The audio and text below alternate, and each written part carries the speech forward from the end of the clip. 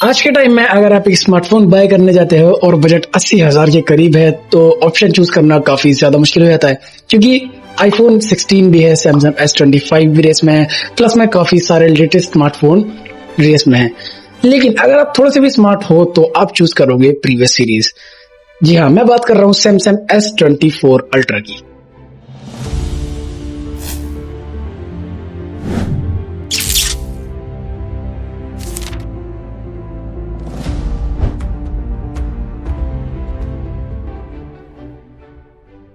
अब देखो, अब इस स्मार्टफोन के बारे में मैं क्या ही बोलूं। लिटरली S24 अल्ट्रा आज के टाइम में जिस प्राइस पॉइंट पर ये बिग बिलियन सेल में आ सकता है ना, उस प्राइस पॉइंट पर लिटरली इस स्मार्टफोन को कोई बीट करने की ताकत नहीं रखेगा।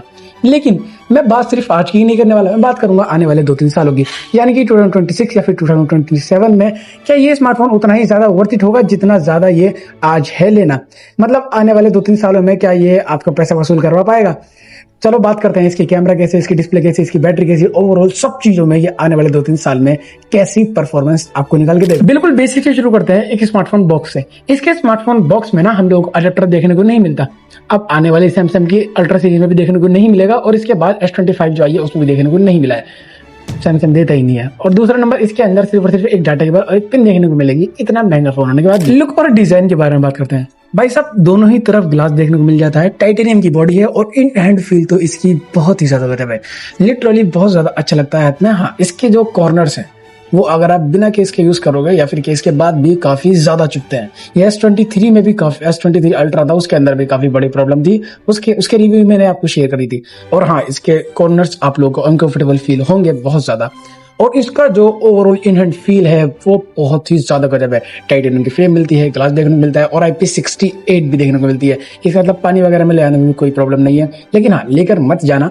और हाँ, ये स्मार्टफोन चाहे कितना भी ड्यूरेबल हो, आप इसके अंदर हमेशा अगर लेने वाले हो तो केस कैरी जरूर करना।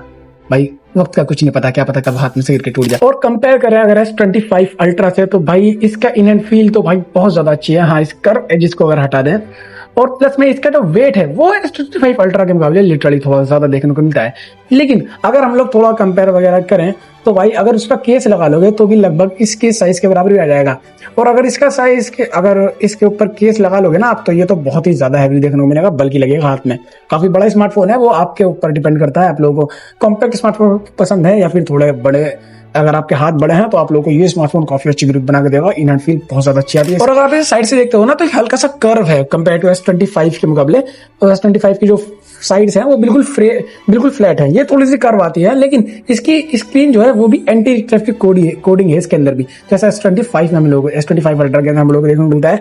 मतलब ओवरऑल स्क्रीन की क्वालिटी भी दिखने में बहुत ज्यादा प्रीमियम लगती है। अब अगर पोर्ट्स और बटन के बारे में बात करें तो नीचे की तरफ S पेन का स्लॉट देखने को मिलता है, Type-C का स्लॉट देखने को मिलता है, प्लस में ये स्पीकर भी है, यहाँ पे सिम ट्रे भी देखने को मिलती है और यहाँ पे एक माइक्रोफोन भी है। लेफ्ट तरफ में अगर हम लोग देखें तो बिल्कुल फ्लैट है, कुछ नहीं है। ऊपर की तरफ देखें तो 2 नॉइस कैंसिलेशन माइक्रोफोन देखने को मिलते हैं। प्लस इसके अंदर अगर हम राइट साइड में देखें तो volume up down plus power on off button. अब अगर बिल्ड क्वालिटी की बात करें तो गोरिल्ला ग्लास विक्टस R1 देखने को मिलता है, यानी कि गोरिल्ला ग्लास विक्टस 2 का भी सक्सेसर। ओवरऑल उसकी बिल्ड क्वालिटी बहुत ही ज्यादा जबरदस्त है। अगर थोड़ा बहुत ऊपर अगर 2, 3, 4, 5 फुट से भी गिर जाता है तब भी इसके अंदर कोई ज्यादा इश्यू देखने को नहीं मिलेगा। लेकिन हाँ, डेंट वेंट पड़ सकता है तो कवर वगैरह चढ़ा के जरूर रखना। वैसे भी लोग डेंट पर भी वारंटी क्लेम नहीं करते, अगर कुछ मॉइस्चर वगैरह आता है, डिस्प्ले वगैरह खराब हो जाती है तो भी नहीं करते। ओवरऑल मैंने एक चीज देखी है कि ये gorilla glass Victus 2 gorilla glass armour वगैरह दे देते हैं, जिससे कि भाई साहब बहुत से लोग तो ये सोचते हैं कि भाई कितनी ऊपर से कुछ नहीं होगा। ये सब कुछ नहीं होता। लेकिन आप लोगों को 2 चीज हमेशा ध्यान में रखनी है। एक तो फ्रंट में ग्लास हमेशा चढ़ाओ, ये नहीं कोई सा भी स्मार्टफोन हो और इसकी बिल्ड क्वालिटी अच्छी है वो बात अलग है, लेकिन फ्रंट में ग्लास हर स्मार्टफोन पर जरूर चढ़ाओ। बैक में कवर हमेशा चढ़ा के रखो, लेकिन इतनी भी ज्यादा प्रोटेक्शन मत करना कि कैमरे के ऊपर लेंस चला लो। कैमरे में लगभग हर कंपनी अपने कैमरे में स्क्रैच प्रूफ मटेरियल यूज करती है, तो भाई कैमरे के ऊपर पुअर क्वालिटी के ग्लास वगैरह चढ़ाना कोई सीन नहीं आता, उससे कैमरे की क्वालिटी और बेकार होती है। और मेरे साथ तो बहुत बुरा सीन होता है, कैमरे पे स्क्रैच डाल दिए। अब बात करते हैं डिस्प्ले के बारे में। भाई साहब, डिस्प्ले में literally one of the best display है इसके अंदर। QHD है, 6.8 इंच की है, एमुलेट है, 120 हर्ट्ज की डिस्प्ले है, प्लस में भाई साहब एंटी रिफ्लेक्टिव कोटिंग भी आती है। प्लस में इसके अंदर भाई साहब कभी भी मुझे ऐसा फील नहीं हुआ कि हाँ भाई साहब डिस्प्ले में थोड़ा बहुत नहीं, सबसे ज्यादा बेहतरीन डिस्प्ले है इसकी। प्लस में अगर आप लोग आउटडोर कंडीशन भी देखते हो तो भाई 2600 निट्स की पीक ब्राइटनेस है, जिसका मतलब भाई कोई भी कमी नहीं है इसके अंदर। डिस्प्ले मास्टरपीस है, ओवरऑल सब कुछ डिस्प्ले में बहुत ज्यादा अच्छा। अब अगर बात करें आने वाले 1-2 सालों की, यानी कि 2026-2027 में, तो भाई इसके अंदर कंटेंट वॉच करते हो, very very nice experience. Plus में अगर आप इसके अंदर कलर ले लो, शार्पनेस ले लो, मल्टीमीडिया एक्सपीरियंस ले लो, सब कुछ बहुत ही ज्यादा प्यारा है। इसके अंदर आप कुछ भी वॉच करो ना, यानी कि मैं इसे ओवरऑल ब्यूटीफुल डिस्प्ले बोलना चाहूंगा, बहुत ही ज्यादा खूबसूरत डिस्प्ले। एक इसके अंदर मुझे बुरी चीज लगती है कि भाई साहब, अगर इसके फ्रंट में यानी कि स्क्रीन में जो एंटी रिफ्लेक्टिंग कोडिंग आती है ना, अगर उस पर आप कोई ग्लास वगैरह चढ़वा लेते हो तो इसकी एंटी रिफ्लेक्टिंग कोडिंग खत्म हो जाती है। हाँ, सैमसंग के ऑफिशियल वेबसाइट पे उसका ग्लास मिलता है एंटी रिफ्लेक्टिंग वाला, लेकिन ना तो वो अवेलेबल ज्यादा रहता है, प्लस में उसकी कॉस्ट भी काफी ज्यादा रहती है। और एक चीज और, मैं इसके ऊपर कभी ग्लास नहीं चढ़वाता, इसके ऊपर लेमिनेशन चढ़वाता हूँ, क्योंकि अगर ग्लास चढ़वा देते हैं तो इसके फिंगरप्रिंट जो सेंसर है ना, वो इतनी अच्छी तरीके से वर्क नहीं कर, और इसकी जो डिस्प्ले है वो इतनी ज्यादा ड्यूरेबल है, या मतलब थोड़ी बहुत ऊंचाई से गिरने से तो ये बिल्कुल भी नहीं टूटने वाली। लेकिन आप गराज वगैरह में ज्यादा काम करते रहते हो, थोड़ा औजार वगैरह आपके पास पड़े रहते हैं, उन पर अगर आपका स्मार्टफोन गिरा तो भाई वो तो कोई सा भी स्मार्टफोन टूट ही जाएगा। तो आप लोग देख लेना। बाकी डिस्प्ले इसकी बहुत ज्यादा प्यारी है, बहुत ही ज्यादा ब्यूटीफुल है। अब बात करते हैं बैटरी लाइफ के बारे में। 5000 mAh की बैटरी देखने को मिलती है, 45 वोट की इसके अंदर फास्ट चार्जिंग देखने को मिलती है। और अगर आपको 45 वोट पर मैक्स स्पीड में चार्ज करना है तो आप लोगों को 45 वोट वाला अडेप्टर अलग से बाय करना पड़ेगा। और प्लस में इसके जो डाटा केबल है ना, 45 वोट पर अगर आप लोगों को चार्ज करनी है तो अलग से ही डाटा केबल बाय करनी पड़ेगी, ताकि वो 45 वोट चार्जिंग सपोर्ट कर पाए। Compare to S25 ultra, S24 ultra को आप लोगों को अलग से डाटा केबल बाय करके चार्ज करना पड़ेगा मैक्स पे अगर करना है। बट अगर S25 अल्ट्रा को देखें ना, सॉरी, तो वो काफी सारी केबल्स के साथ कंपैटिबल होता है, यानी कि उसे काफी सारी केबल से मैक्स पे चार्ज करा सकता है, इसे नहीं करा सकता भाई। वोल्टेज वगैरह, एम्पियर वगैरह कुछ फर्क है। और देखो, अगर सीरियसली बताऊं तो डाटा केबल का इतना कोई ज्यादा बड़ा इशू नहीं है। हाँ, अडेप्टर अलग से बाय करना पड़ेगा 45 वोट वाला, वो अलग इशू है, लेकिन डाटा केबल का कोई ज्यादा बड़ा इशू इसके अंदर है नहीं, क्योंकि बॉक्स में डाटा केबल देखने को मिलती है, उसके अंदर भी ये मैक्स स्पीड से चार्ज हो जाएगा। प्लस में अगर आप लोग बाहर से कोई डाटा केबल बाय करने आते हो तो जरूर नहीं आप सैमसंग का कोई डाटा केबल बाय करो। ये देखो, मेरे पास ये यूबोन की डाटा केबल है, ये भी काफी ज्यादा जबरदस्त डाटा केबल है। ये मैंने 200 रुपए के अराउंड बाहर से बाय करी थी, और ये 5 या 6 एम्पियर मेरे को निकाल के देती है, और ये मैक्स स्पीड से 45 वोट पे चार्ज करा सकती है इसको। नहीं, प्रमोशन वगैरह नहीं कर रहा, अब बता रहा हूँ, रिव्यू शेयर कर रहा हूँ। अच्छी चार्जिंग से रिलेटेड एक पर्सनल रिव्यू शेयर करूँ, अगर आप लोगों के पास 25 वोट वाला एडेप्टर है सैमसंग का, तो 45 वोट वाला एडेप्टर लेने की कोई जरूरत नहीं है भाई, क्योंकि चार्जिंग स्पीड में जो फर्क है वो सिर्फ अराउंड 10-15 मिनट या फिर 20 मिनट के ज्यादा निकल के, 15 मिनट से ज्यादा तो निकल के आएगा ही नहीं पक्का। लेकिन अगर आप लोग को फिर भी मैक्स स्पीड पे ही चार्ज करना है तो 45 वोट वाला एडेप्टर लेने की कोई जरूरत नहीं है। बेटर है आप लोग 65 वोट वाला एडेप्टर ही लो, वो ज्यादा बेटर डील बनाएगा। और प्राइस का फर्क भी सिर्फ और सिर्फ 1000-1500 के अराउंड ही आता है, और उसके अंदर 3 पोर्ट देखने को मिलते हैं, काफी बड़े एडेप्टर है। और अगर आने वाले टाइम के हिसाब से चार्जिंग स्पीड को देखें ना, तो भाई 2025 में तो बस ठीक ही है, मतलब लिटरली काम चला हो 45 वोट की चार्जिंग स्पीड, क्योंकि लिटरली इस टाइम तक हम लोगों को 120 वोट से भी ज्यादा चार्जिंग स्पीड देखने को मिल चुकी है स्मार्टफोन के अंदर। तो आने वाले 2-3 साल में, 2026 में, 2027 में हम लोगों को इसकी बैटरी चार्जिंग स्पीड ना बहुत ज्यादा बुरी देखने को मिलने वाली है। मतलब ओवरऑल बताऊं तो भाई साहब, इसकी जो बैटरी लाइफ है वो बस अभी तक काम चला हुआ है, आने वाले टाइम में इतनी ज्यादा वैल्यू फॉर मनी नहीं रह सकते हैं। ओएस और यूआई के बारे में, One UI 6 out of the box इसके अंदर आया था, और One UI 7 पर इस टाइम ये रन कर रहा है। 7 साल के मेजर अपग्रेड इसको प्रॉमिस है। इसका मतलब 2031 तक इसके अंदर आप लोगों को अपग्रेड मिलते रहेंगे। इसका मतलब भाई साहब अभी 6 साल तक पुराना ये स्मार्टफोन बिल्कुल फील नहीं कराएगा। प्लस में One UI ना एंड्रॉइड की दुनिया का one of the best UI माना जाता है। प्लस में इसके अंदर एआई के इतने सारे फीचर थे कि भाई साहब गैलेक्सी एआई के बारे में आप लोगों को क्या बताऊं, बहुत ही ज्यादा अच्छे तरीके।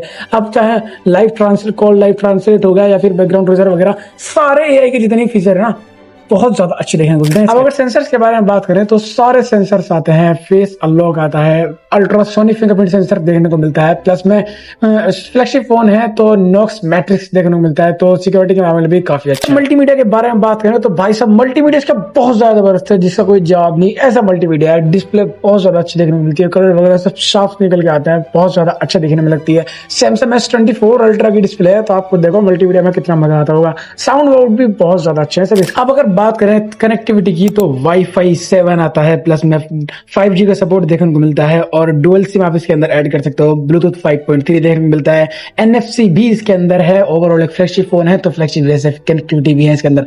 प्लस में इसके अंदर 2 नैनो सिम आप 2 सिम कार्ड लगा सकते हो, प्लस में एक ई सिम भी 2 फिजिकल सिम और 1 ई सिम भी आप इसके अंदर ऐड कर सकते हो। यस, और नैनो सिम ट्रे देखने को मिलती है। फ्लैगशिप स्मार्टफोन ले रहे हो तो यही बेनिफिट होता है, ई सिम जैसे धमाकेदार फीचर देखने को मिल जाते हैं। अगर ई सिम यूज करते हो तो 1 फिजिकल सिम और 1 ई सिम यूज कर पाओगे, वरना 2 फिजिकल सिम तो आप यूज कर ही सकते हो। तो ई सिम का यही फायदा है कि आप 2-3 साल में भी आपको कहीं से कहीं तक कॉम्प्रोमाइज देखने को मिलेगा इस स्मार्टफोन में कनेक्टिविटी का मामले में। Okay, so let's talk about the cameras. भाई कैमरास का लिटरली कोई जवाब नहीं। One of the best camera service के अंदर देखने को मिलता है। फ्रंट से अगर आप लोग सेल्फी वगैरह लेना चाहते हो तो देखो मैं सेल्फी के कुछ फुटेज लगाऊंगा। बहुत प्यारी रिकॉर्डिंग भी फ्रंट से करवा सकता है, बहुत प्यारी सेल्फी भी फ्रंट से ले सकता है। और बैक में अगर लोग बात करें तो 8K जैसी वीडियो रिकॉर्डिंग का सपोर्ट मिलता है। तो भाई लॉन्ग टर्म में भी कोई प्रॉब्लम नहीं आने वाली। इवन अगर आप आगे आने वाले कुछ टाइम में देखो ना तो आईफोन 17 में अब जाके 8K की रिकॉर्डिंग का ऑप्शन मिल रहा है और इसके अंदर अभी से है। प्लस मैं इसके अंदर जो वीडियो की क्वालिटी आती है या फिर आप फोटोज की क्वालिटी देखोगे, देखो मैं स्क्रीन पे कुछ वीडियोस वगैरह भी लगा दूंगा, आप खुद बताना। और प्लस में इसके अंदर सेल्फी की क्वालिटी आती है, लिटरली उसका तो कोई जवाब नहीं। 100x जूम इसके अंदर देखने को मिलता है। और ओवरऑल अगर कैमरा बताऊं ना तो बहुत ज्यादा अच्छा है। इवन अगर आप लोग S25 के कंपैरिजन में देखो ना तो कुछ ज्यादा बड़ा मेजर डिफरेंस निकल के नहीं आता। मैंने इस डिवाइस से पर्सनली इतनी सारी फोटोज ली, इतनी सारी वीडियो बनाई है, बहुत सारी। और सबसे प्यारा कैमरा मुझे इस प्राइस पर इसका लगता है कि अगर आपको कैमरे का स्मार्टफोन चाहिए तो one of the best deal बनाएगा, one of the best flagship है इस प्राइस पॉइंट पे। जैसा ये कैमरा दे रहा है लिटरली मुझे बहुत ज्यादा अच्छा लगता है इसका कैमरा। कैमरे के लिए कोई फोन चाहिए तो जरूर रिकमेंड करूंगा मैं इसे। अब बात करते हैं परफॉर्मेंस के बारे में। देखो लॉन्ग टर्म में स्मार्टफोन कितनी भी ज्यादा बेटर स्पेक्स के साथ आ जाए या फिर कुछ भी कर लेना, एक जो मेन चीज होती है, बड़ा डिफरेंस जो होता है वो परफॉर्मेंस का होता है। और इसके अंदर स्नैपड्रैगन 8 जनरेशन 3 देखने को मिलता है जो कि अपने प्राइस पर बहुत ज्यादा अच्छा प्रोसेसर है। पिछले साल का फुल्ली फ्लेक्सिबल प्रोसेसर था ये। और अगर इस टाइम पर बताऊं ना तो लिटरली प्रोसेसर इस प्राइस पॉइंट पर जस्टिफाई इस टाइम नहीं करता, अनटिल अनलेस अगर आप लोग ज्यादा हैवी गेमिंग नहीं करते या फिर आपका लिटरली ज्यादा परफॉर्मेंस का ही काम रहता है तो। वरना अगर इसको नॉर्मल में देखे ना तो इससे ज्यादा बेटर परफॉर्मेंस वाला चिपसेट आज भी आप लोगों ने देखने को नहीं मिला। लेकिन उस टाइम पर तो 8 Elite आया ही नहीं था। अरे भाई मेरा मतलब है अगर परफॉर्मेंस के लिए ही कोई स्मार्टफोन चाहिए तो 8 Elite वाले स्मार्टफोन की तरफ जाओ, वो ज्यादा बेटर ऑप्शन रहेगा आपके लिए। अब आते हैं कंक्लूजन पर, किन यूजर को लेना है और किन यूजर को नहीं। भाई हैवी मतलब आप लोगों को बिल्कुल ही हैवी परफॉर्मेंस वाला स्मार्टफोन चाहिए तो ये आपके लिए नहीं है। बिग बैटरी चाहिए, मतलब पूरे 2 दिन तक लगातार खींचना है, बहुत ही ज्यादा बड़ी बैटरी चाहिए तो ये आप लोगों के लिए नहीं है। फास्ट चार्जिंग चाहिए तो ये आप लोगों के लिए नहीं है। और अगर आप इसको बिल्कुल नहीं सह सकते, ये जो कॉर्नर्स है ना, हाँ ये सच में काफी ज्यादा इरिटेट करते हैं, अगर आप इसे नहीं सह सकते तो ये आपके लिए नहीं है। और किन यूजर को लेना है, एक बहुत ज्यादा फ्लैगशिप डिस्प्ले चाहिए, बेटर एक्सपीरियंस चाहिए यानी कि फुल्ली फ्लैगशिप एक्सपीरियंस चाहिए तो ये आपके लिए। लॉन्ग टर्म सॉफ्टवेयर अपडेट चाहिए तो ये आपके लिए। फुल्ली फ्लैगशिप कैमरा चाहिए तो ये आपके लिए। ओवरऑल एक बहुत ज्यादा फ्लैगशिप पैकेज चाहिए कम बजट में तो ये आपके लिए। प्राइस और ऑफर के बारे में बात करें तो भाई साहब प्राइस जो है इसका वो 85 से 88,000 के अराउंड घूमता रहता है, यानी कि 90,000 तो ये जाता ही नहीं है। अब तो ये 80 से 85,000 के अराउंड ही घूमता रहता है, तो बहुत ज्यादा अच्छी डील है।